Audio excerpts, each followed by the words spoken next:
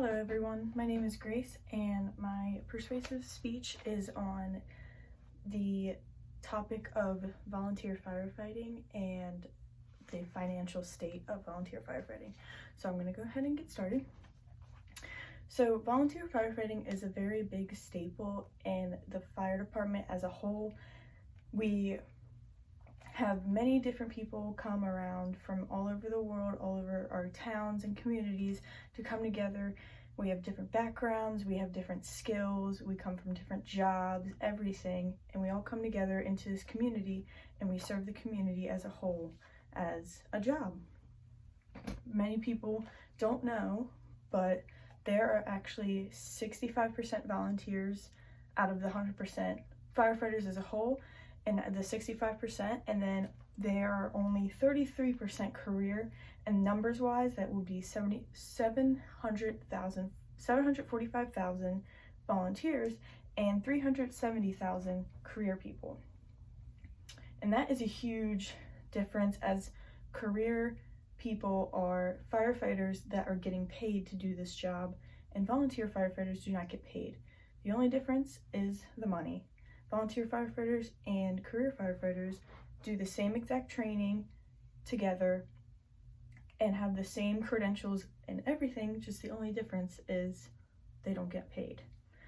We have a total approximate of 29,705 fire stations, and only 10% of those fire stations are 100% career personnel.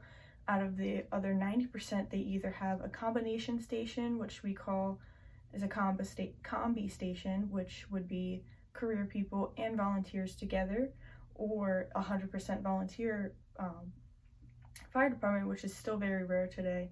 It's not as common today to have a 100% volunteer fire department. Volunteer fire departments, we have, with those being volunteer, we have to make our own money and we have to fund for ourselves to keep the fire department as a whole and as afloat in the community.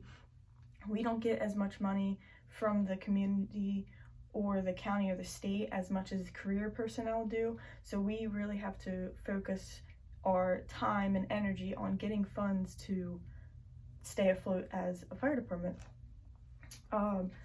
So we have the person that mainly focuses on the money for the fire department would be the fire chief. He is the highest level of the fire department, and people just think that we have the fire chiefs and the officers to run the calls, go to the scenes and save lives and do the really cool stuff, but actually the chief and the officers spend a lot of time behind the scenes focusing on the money, staying with the community.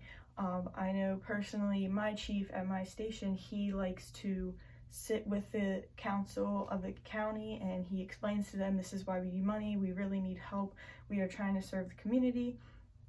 And chiefs are very, very adamant on trying to get money for our stations and our communities. And one article that I read was from firehouse.com, and they did a interview with one of the chiefs and how they try to get money from the county. And the fire chief said the lack of financial acuity has been the demise of many, and that really sums up how much time and how much effort chiefs try to put into getting the funds for their station so we can go ahead and serve the community as best as we can. Another way that we can get money, which is a number one way we try to, is called a FEMA grant, and FEMA is the Federal Emergency Management Agency.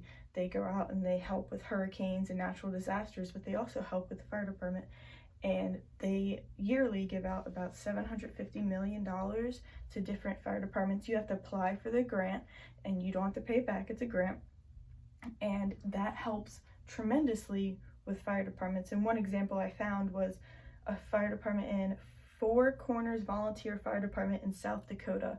They cover about 1,935 square miles. That is huge. That's just one fire department covering that whole area. So 10 out of 12 of their fire engines did not have lights or sirens. As many people know, you need lights and sirens in order to go to emergencies so people know to pull over and that they're going to an emergency. So 10 out of 12 of them did not have lights or sirens, and they applied for this grant, and the grant gave them $56,000 in order to revamp their engines and get new engines and new lights and sirens so they were able to better serve the community.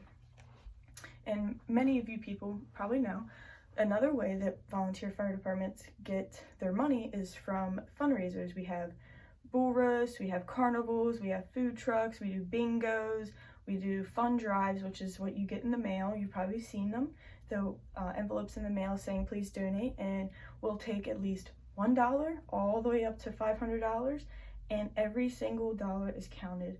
We really truly appreciate the dollar that we get, because that dollar can go all the way from getting us silly little paper towels all the way up to buying us a new engine, which personally in our station, my station at Early Heights, we are trying to buy a new station, and we are trying to buy new apparatus because 2 of our apparatus was a fire engine and a squad just shut down. They don't work anymore because they're over 20 years old and we were not able to pay for those.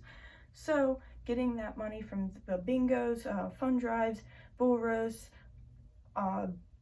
we do Santa runs, we do anything, and those are ways that we get our money. So I highly encourage anybody to please donate a little bit of money. You can go onto the websites, go into Anne Arundel website, and you can donate a little bit of money, and it's highly appreciated.